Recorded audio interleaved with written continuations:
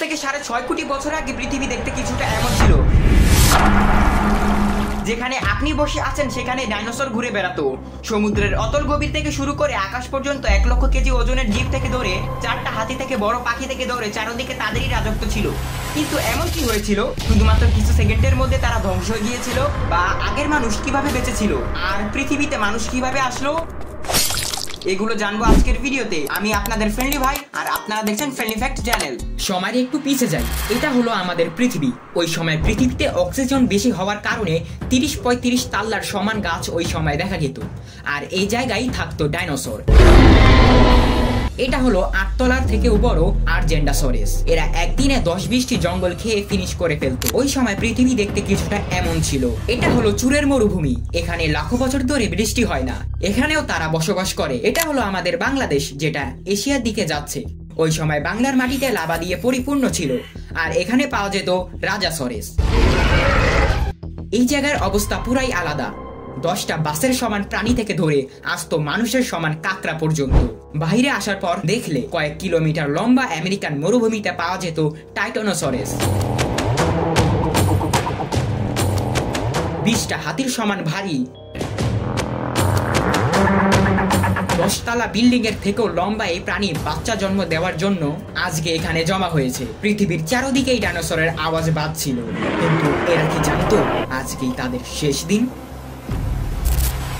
আসলে আমাদের সৌরমণ্ডলের জুপিটার আর মঙ্গল গ্রহের মধ্যে অনেক উল্কাপিণ্ড রয়েছে যা সূর্যের চারদিকে ঘুরছে। শেষের 10 কোটি বছর আগে এগুলোর মধ্যেই 2টা উল্কাপিণ্ড সংঘর্ষ হয়, আর এই কারণে এক টুকরো উল্কাপিণ্ড পৃথিবীর দিকে ঝড়ের গতিতে ছিটে আসছিল। পৃথিবীতে আসার সময় কিছু টুকরো চাঁদে পড়ে, কিন্তু গতি অনেক থাকার কারণে চাঁদের মধ্যাকর্ষণ টেনে নিতে পারেনি। পৃথিবীর সামনে আসার পর গতি আরো বেড়ে যেতে থাকে। গতির কারণে উল্কাপিণ্ডটি আগুন লেগে যায় আর 40,000 কিলোমিটার প্রতি ঘন্টার গতিতে পৃথিবীর সাথে বাড়ি খায়।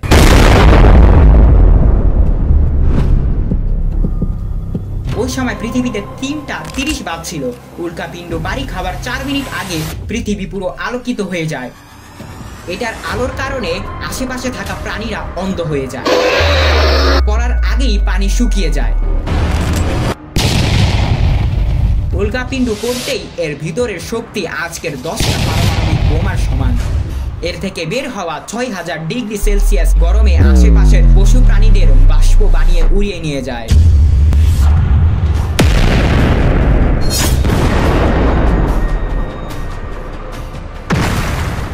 আর এখন মাত্র 5 সেকেন্ডই হয়েছে। এই বিস্ফোরণের কারণে শক্তিশালী শকওয়েভ তৈরি হয়, যেই ঢেউ 550 কিলোমিটার প্রতি সেকেন্ডের গতিতে এগিয়ে যায়।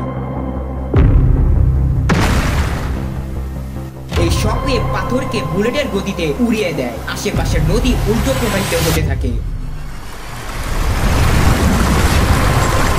জঙ্গলের গাছপালা দুমড়ে মুচড়ে যেতে থাকে। পাহাড় ধ্বংস হতে থাকে। এরই কিছু সেকেন্ড পর ভয়ঙ্কর গরমের স্রোত উঠতে থাকা পাথরগুলোকে লাভায় পরিণত করে। এই গরমের ঢেউয়ে যেই নদী আসে তাই বাষ্পতে পরিণত হয়ে যায়। সমুদ্র উতাল পাতাল হয়ে যায়। চোখের পলকেই জঙ্গল ধ্বংসস্তূপে পরিণত হয়ে যায়। পশু প্রাণীদের শরীর পুড়ে যেতে থাকে। আর এখন মাত্র তো শুরুই খালি, এখানেই শেষ না। মানে এটার দ্বিতীয় পার্ট খুব শীঘ্রই আসবে। তবে যদি আপনারা এই ভিডিওতে 1K লাইক করে দেন তাহলেই পার্ট 2 আসবে। আশা করি ভিডিওটা ভালো লেগেছে, আর ভালো লাগলে অবশ্যই সাবস্ক্রাইব করবেন। ভিডিও শেষ, আল্লাহ হাফেজ। এন্ড স্ক্রিনের উপরে কয়েকটা ভিডিও আসছে, সেগুলো দেখে আসতে পারেন। আশা করি সেগুলোও ভালো লাগবে আপনাদের কাছে।